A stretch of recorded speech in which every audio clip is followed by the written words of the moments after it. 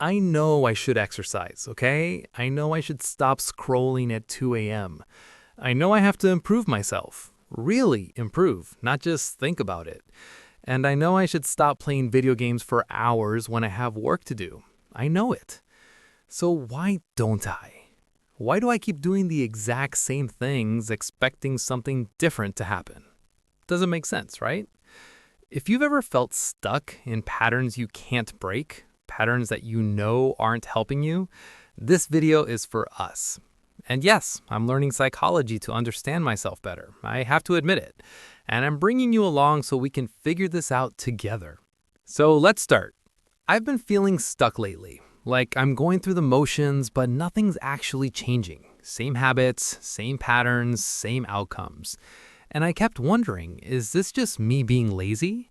Am I broken? Why can't I just change, Like, I'll wake up in the morning with all these good intentions. Today's the day I'm going to be productive. Today's the day I'm going to work out.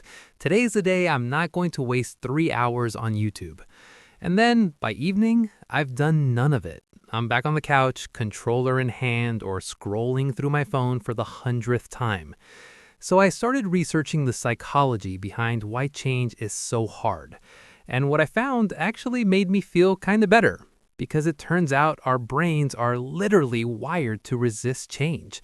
This isn't like a personal failing. It's neuroscience. It's how we're built. Here's what I learned. There's this concept called neuroplasticity, your brain's ability to form new neural pathways. When you do something repeatedly, your brain creates a pathway. The more you use it, the stronger it gets. Think of it like this. It's like walking through a forest. The first time, yeah, it's hard. You're pushing through bushes, tripping over roots, getting scratched by branches. It's uncomfortable. It takes effort. Your legs are tired. But if you walk the same path every single day, eventually it becomes a clear trail, smooth, easy, automatic. You don't even think about where to step anymore. Your body just knows. That's what your habits are, well-worn trails in your brain. Neural pathways that have been walked so many times, they're like highways now. And what about new behaviors? Well, those are the bushes you haven't walked through yet.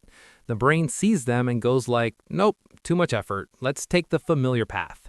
It's energy efficient. It's safe. It's predictable. And yes, it's not that you lack willpower. It's your brain just being efficient. It's trying to save energy for actual survival stuff. But here's the important part, and this is what gave me hope.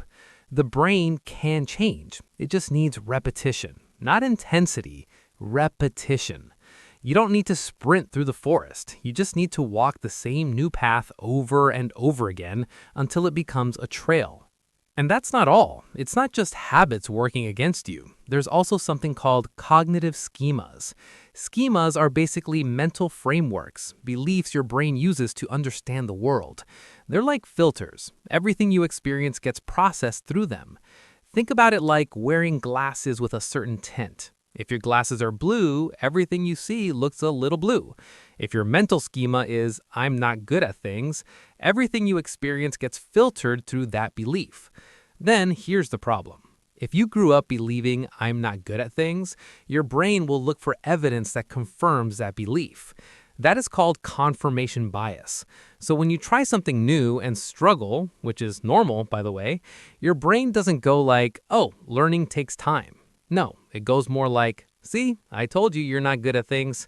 It ignores all the times you succeeded. It ignores the fact that everyone struggles when learning something new. It just focuses on the evidence that matches what it already believes.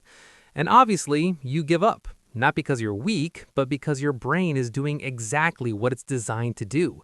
Protect you from uncertainty, from potential failure, from discomfort.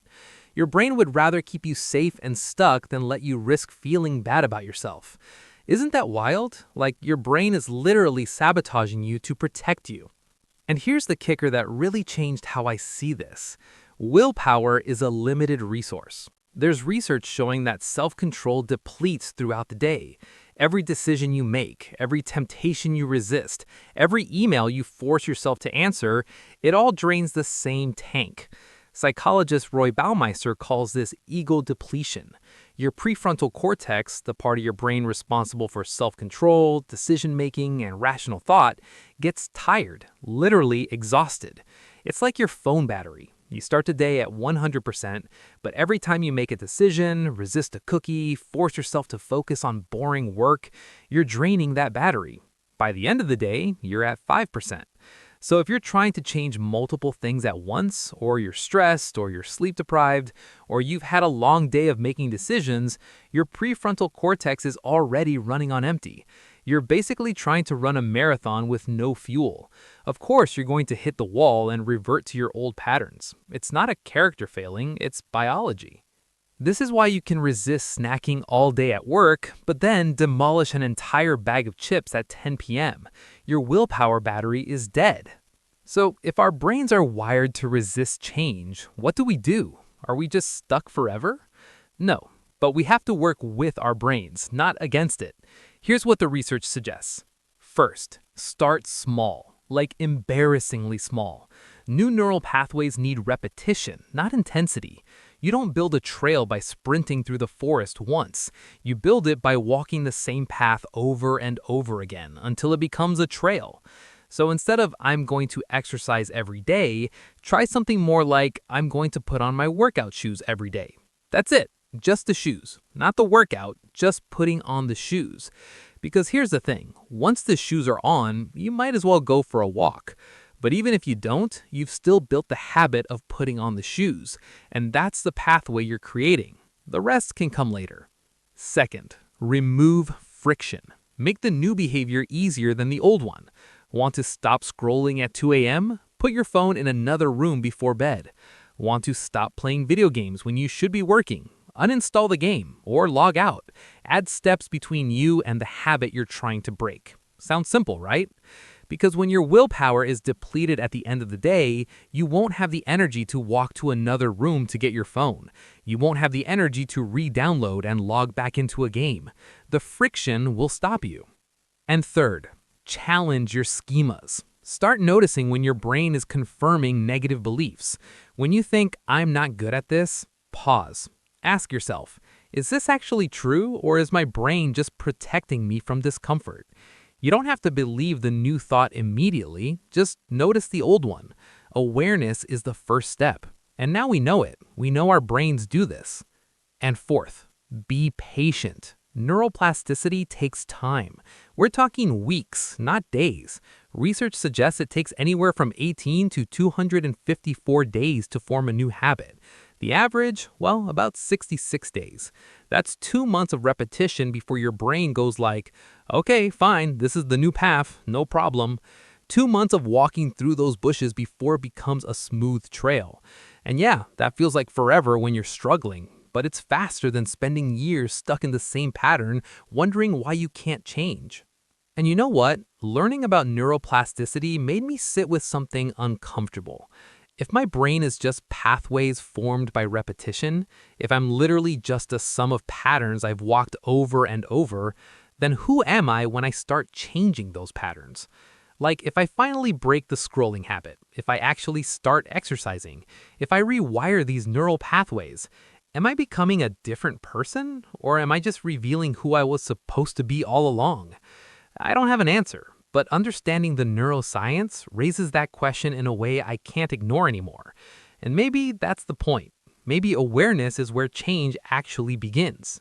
So yeah, I'm not saying I figured this out, okay? I'm still stuck in a lot of my patterns. I still play too many video games, I still scroll at 2 a.m. sometimes, and I'm still working on the whole improving myself thing. But understanding the psychology behind it makes me feel less broken, less alone, and I hope it does the same for you. Really, I hope. Because I think a lot of us walk around thinking we're just lazy or weak, or that there's something fundamentally wrong with us. But maybe we're just working against our biology instead of with it. Drop a comment and tell me, what's one pattern you've been trying to break? I'm genuinely curious. Are we all struggling with the same things? I have a feeling we are. And if you want to keep learning psychology with me, if you want to understand why your brain does what it does, hit subscribe, because next week we're talking about anxiety. Specifically, what anxiety actually does to your brain. And I promise, it's not what you think. Yeah, believe me. Thanks for being here. Let's figure this out together.